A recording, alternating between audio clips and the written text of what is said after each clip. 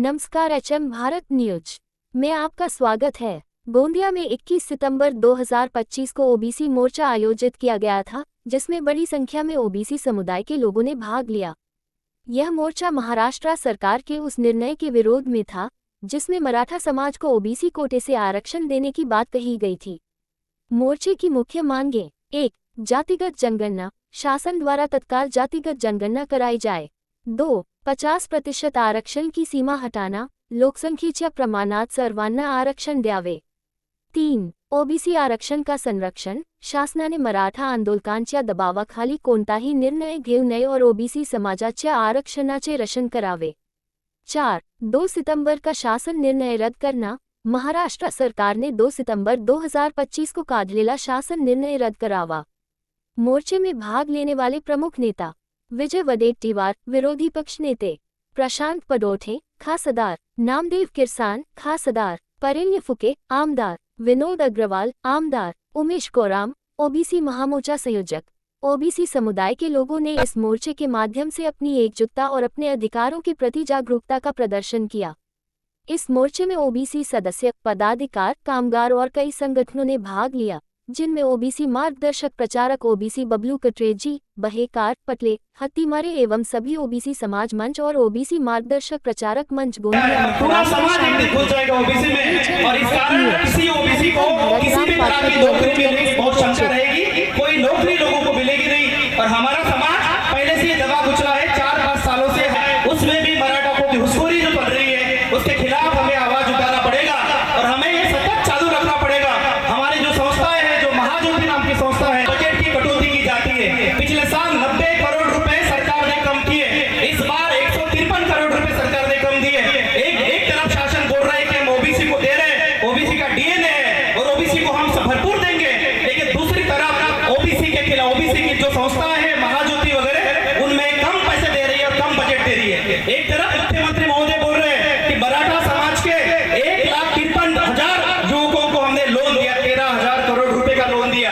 हमारा ये चैलेंज है मुख्यमंत्री साहब को कि मुख्यमंत्री बताए कि हमारे ओबीसी समाज के गोंदिया जिले के लोगों को, कितने लोगों को, हमें ये जो लड़ाई है एक मुफ्त लड़नी है और विद्यार्थी युवकों को साथ में लेके, महिलाओं को साथ में लेके लड़नी है। इतना हमारे जो बजट है, वो बजट में भी बहुत बड़ी कटौती है, 4,700 करोड़ रुपए का बजट है। हमें अगर इस तरह के आंदोलन हम जारी रखेंगे तो हमें वो एक दिन आएगा जिस दिन 1 लाख करोड़ रुपए का हमें बजट मिलेगा और हमारे पूरे विद्यार्थियों को भी, हमारे युवकों को भी रोजगार होगा या लोन होगा या शिष्यवृत्ति होगी, स्कॉलरशिप होगी, वो मिलेगी। तो हमें जाति नहीं, जनगणना के लिए भी लड़ना है। आपका पूरा जिला, दोनों जिले या पूरे विदर्भ जाति नहीं जनगणना के लिए लड़ता है। ये लड़ाई हमारी ऐसी जारी रखेंगे। 10 तारीख को ओबीसी, सकल ओबीसी का महामोर्चा नागपुर में है। उस महामोर्चा में भी लाखों की संख्या में हमें आना है और जिस तरह से जरांगे ने मुंबई जाम की, उस तरह से हमें नागपुर जाम करके दिखाना है। और नागपुर से सब कुछ आजकल चल रहा है, तो हमें नागपुर में जाम करके जो चीजें हमें चाहिए वो चीजें हमें मिलनी चाहिए। इस तरह से हमारी भूमिका रहेगी। धन्यवाद। जय ओबीसी। शेत मजूर कोण? मराठा की ओबीसी? मला सांगा, शेतकरी कोण? ओबीसी की मराठा? अरे हात ठेला चालवून फळ विकणारा कोण? मराठा की ओबीसी? लहान लहान दुकानं रस्त्यावर थाटणारा कोण? पोटावर हात घालून कोण आहे? ओबीसी की मराठा? महाराष्ट्रामध्ये साखर कारखान्याचा मालक कोण? ओबीसी की मराठा? दूध संघाचा मालक कोण? ओबीसी की मराठा? जास्त आमदार कोणाचे? ओबीसीचे की मराठ्यांचे? सगळ्यात जास्त खासदार कोणाचे? ओबीसीचे की मराठ्यांचे? सगळ्यात जास्त मुख्यमंत्री कोणाचे? ओबीसीचे की मराठ्यांचे? मग आरक्षण कोणाला पाहिजे? मग लाज नाही वाटत आहे सरकारला? ओबीसीचं आरक्षण हिसकून मराठा द्यायची गोष्ट करता आणि इथे बसलेल्या तमाम लोकप्रतिनिधी, माझी आपल्याला हात जोडून विनंती आहे, माझी सर्व कार्यकर्त्यांना विनंती आहे, लोकप्रतिनिधीने त्यांच्या भावना मांडू द्या. त्यांच्या विरोधामध्ये घोषणाबाजी कोणीच करायची नाही, तो त्यांचा हक्क आहे. परंतु माझी आपल्याला हात जोडून विनंती आहे की आपण सरकारमध्ये असाल किंवा विरोधामध्ये असाल, परंतु ज्या पद्धतीने जरांगेच्या पाठीमागे संपूर्ण मराठा समाज, ते सरकारमधले असो की आमच्या विरोधी पक्षामधले मराठा आमदार असो, सरसकट मराठा आमदारांनी जरांगेच्या आंदोलनाला पाठिंबा दिला. तसाच पाठिंबा या सगळ्या विदर्भातल्या आमदारांनी, माजी आमदारांनी